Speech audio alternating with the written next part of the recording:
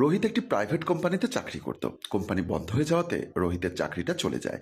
আজ 1 সপ্তাহ হলো রোহিত রুমে এসে 7 পাত চিন্তা করতে করতে বিছানায় শুয়ে যায়। রোহিতের স্ত্রী ননদ এসে রোহিতকে দেখে বলে, কি ব্যাপার, খাবে না, শুয়ে গেলে যে? রোহিত মন খারাপ করে বলল, না, বাইরে থেকে খেয়ে এসেছি, আমাকে একটু ঘুমোতে দাও তো। নদী চিন্তা করে, হয়তো চাকরি বাকরি নেই, তাই মন মেজাজ ভালো নেই, পরে খিদে পেলে আমায় ডাকবে, আমাকেই হয়তো একটা কিছু করতে হবে। নদী শুয়ে পড়ে। রোহিতকে কাছে টানতে চাইলে রোহিত বাধা দেয়। তখন নদী বলে, চাকরি নেই বলে কি মনের রসকস চলে গেছে? রোহিত বলল, মন মেজাজ ভালো নেই এমন করো না তো, তোমার মন মেজাজ খারাপ হতে পারে, ওটা তোমার বিষয়, আর মন মেজাজ ভালো করার দায়িত্বটা তো আমার। নদী রোহিতকে টেনে আদর করতে থাকে। সকালবেলা রোদেলা বেগম ড্রয়িং রুমের ফুলদানিটা পরিষ্কার করছিল। রোহিত এসে মাকে বলে, মা, আমি বাইরে যাচ্ছি, আজকে 2-1 জায়গায় যাব, যদি চাকরিটা হয়ে যায় তাহলে তো ভালো। মা বলল, ঠিক আছে বাবা, যা। তবে তবে কি?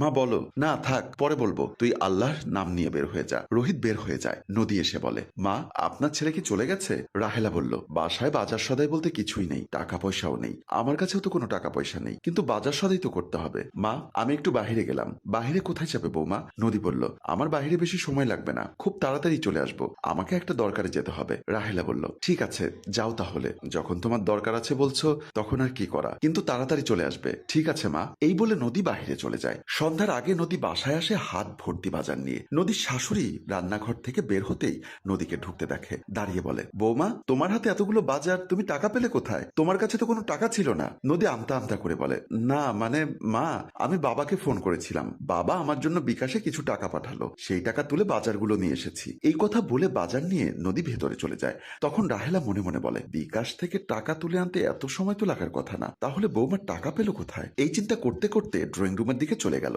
রাহেলা সোফায় বসে আছে, মুখের সামনে কিছু নাস্তা এলো। ক্ষুধার্ত রাহেলা আর কিছু চিন্তা না করে খাবারগুলো গপাগপ খেয়ে নিল। তারপরে বলল, বৌমা, আমি তো সব খেয়ে ফেলেছি, তোমার জন্য আছে তো? নদী মুচকি হেসে বলল, আছে মা, আপনার আরো লাগলে বলবেন। না বৌমা, আমার লাগবে না। মা, তাহলে আমি কিচেনে গিয়ে রান্না করে ফেলি। ঠিক আছে বৌমা, যাও। নদী ভেতরে চলে যায়। রাতে রোহিত মন খারাপ করে চোখ বুজে শুয়ে আছে। রোহিতের মাথায় নানান চিন্তা ঘুরপাক খাচ্ছে। নদী প্লেটে করে ভাত নিয়ে এসে বলে, ভাত নিয়ে এসেছি, ওঠো খেয়ে নাও। রোহিত ভাতের কথা শুনে লাফ মেরে উঠে হাত মুখ না ধুয়ে গপাগপ ভাত খেতে লাগলো। নদীটা এক দৃষ্টিতে চেয়ে চেয়ে দেখছে আর চোখ দিয়ে জল গড়িয়ে পড়ছে। নদী মনে মনে বলে, না জানি রোহিত কতদিন ভাত মুখে তুলেনি, হে আল্লাহ, এই অবস্থা থেকে আমাদেরকে রক্ষা করো। রোহিত কারো দিকে না তাকিয়ে এক মনে খাবার শেষ করে আঙ্গুল চেটে পুটে খেতে লাগলো। পরদিন রাহেলা সোফায় বসে আছে। বিকাল হয়ে এলো, এখনো নদী বাসায় এলো না। রোহিত বাহির থেকে এসে মাকে বলল, মা, নদী কোথায়? রাহেলা জবাব দিল, কোথায় আবার, বাহিরে যে গেছে এখনো তো আসেনি। বৌমা হুটহাট করে বাহিরে চলে যায়,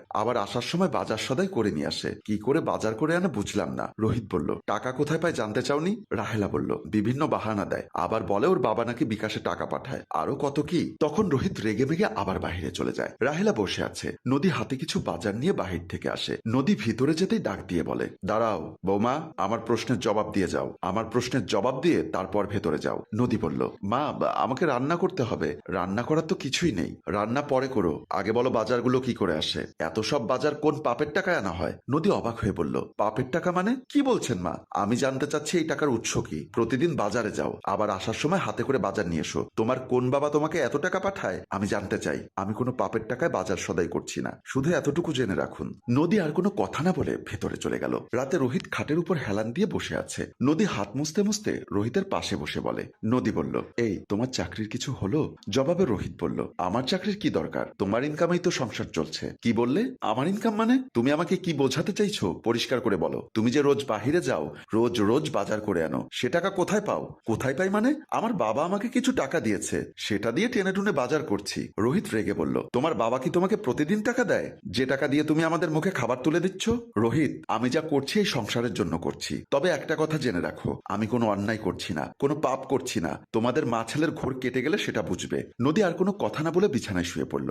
রোহিত নদীকে কিছু বলতে চেয়েও বলতে পারল না। রোহিত নদীর পাশে শুয়ে পড়ল। পরদিন নদী একটি রাস্তা ধরে হাঁটছে, অন্য একটি রাস্তায় রোহিত যাচ্ছিল। নদীকে দেখে রোহিত নদীর পেছন পেছন যেতে লাগলো। নদী একটি বাসায় প্রবেশ করে। রোহিত বাসার নিচে গিয়ে দারোয়ানকে বলে, ভাই, এইমাত্র একটি মেয়ে গেল, সে কোথায় গেছে বলতে পারেন? দারোয়ান বলল, ম্যাডামের কথা বলছেন? রোহিত অবাক হয়ে জানতে চাইল, ম্যাডামের কথা মানে? ওখানে কি হয়? দারোয়ান বলল, ওখানে কিছু পথ শিশুকে পড়ানো হয়, এইমাত্র যিনি গেলেন তিনি তিথি, আমাদের নতুন ম্যাডাম। আগের ম্যাডাম চলে গেছেন তো, উনি এখানে বাচ্চাদের পড়াশোনা করান। উনি এখানে বাচ্চাদের পড়াশোনা করায়? দারোয়ান জানতে চাইল, কেন, আপনার কি কোনো বাচ্চা আছে, পড়তে দিবেন? রোহিত রোহিত বাড়তি কথা না বলে বলল, আচ্ছা আমি এখন আসি, পরে আবার আসবো। এটা বলেই রোহিত চলে গেল। বাসার সোফায় রোদেলা ও রোহিত বসে আছে। তাদের দুজনেরই মন খারাপ। নদী বাহির থেকে প্রবেশ করে তাদের দেখে একটু ভয় পেয়ে যায়। ভেতরের দিকে পা বাড়াতেই রোহিত বলল, দাঁড়াও, কোথায় গিয়েছিলে? নদী কি জবাব দিবে বুঝে উঠতে পারছে না, তাই কোনো জবাব দিতে পারছে না, চুপচাপ দাঁড়িয়ে আছে। রাহেলা বলল, মুখে কোনো জবাব নেই কেন? নদী মাথা নিচু করে বলল, আমি একটু বাহিরে গিয়েছিলাম। রোহিত বলল, বাহিরে গিয়েছিলে তা তো দেখতেই পাচ্ছি, কিন্তু কোথায় গিয়েছিলে সেটা তো বলবে নাকি? না মানে তোমার চাকরির কি কিছু হলো? রাহেলা বলল, বৌমা তুমি কথা ঘুরাবে না, যা জানতে চাইছে তার জবাব দাও। রোহিত বলল, মা নদী যা বলতে পারছে না তা আমি বলছি, শোনো। নদীর মুখে ভয়ের ছাপ ভেসে ওঠে। মা, নদী আপাতত কিছু পথ শিশুকে পড়ানোর কাজ নিয়েছে। আমার এই সংসার নামের জাহাজটা যে পানিতে ডুবে যাচ্ছে তা উদ্ধার করার চেষ্টা করছে। মা, তুমি আমি আমরা ওকে ভুল বুঝছিলাম। নদী, তোমার কাজটা তো মহৎ, তুমি ওটা লুকিয়ে রাখতে চাইছো কেন? রাহেলা অবাক হয়ে বলল, কি বৌমা বাচ্চাদের পড়ায়, তাও আবার পথ শিশুদের? বৌমা তুমি আমাকে ক্ষমা করে দিও। মা, আপনি কেন ক্ষমা চাইবেন? আপনি তো কোনো অন্যায় করেননি। ঘরের বউ বাহিরে থাকলে সব শাশুড়িরাই বকাঝকা করে, বউ যেন বেপথে না যায়। রোহিত বলল, নদী আমার একটা চাকরি হয়েছে, 1 তারিখ থেকে জয়েনিং, তবে বেতন আগের চেয়ে কম। নদী বলল, তাহলে কি আমি চাকরিটা ছেড়ে দিব? রোহিত বলল, না, তোমার চাকরিটা ছাড়া যাবে না। কি বলো মা? রাহেলা বলল, আমার ছেলে ঠিক বলেছে, চলো বৌমা, আজ আমি রান্না করে 3 জনে একসাথে খাবো। সুপ্রিয় দর্শক, আমাদের এই গল্পটি যদি আপনাদের ভালো লেগে থাকে তাহলে লাইক, কমেন্ট এবং শেয়ার করে অন্যদের দেখার সুযোগ করে দিন। ধন্যবাদ। গল্পটির ভাবনায় আয়ুব মাহমুদ টেম্পু, রচনা ও পরিচালনায় রেজাউল কবির চৌধুরী এবং প্রযোজনায় FA নয়ন চৌধুরী।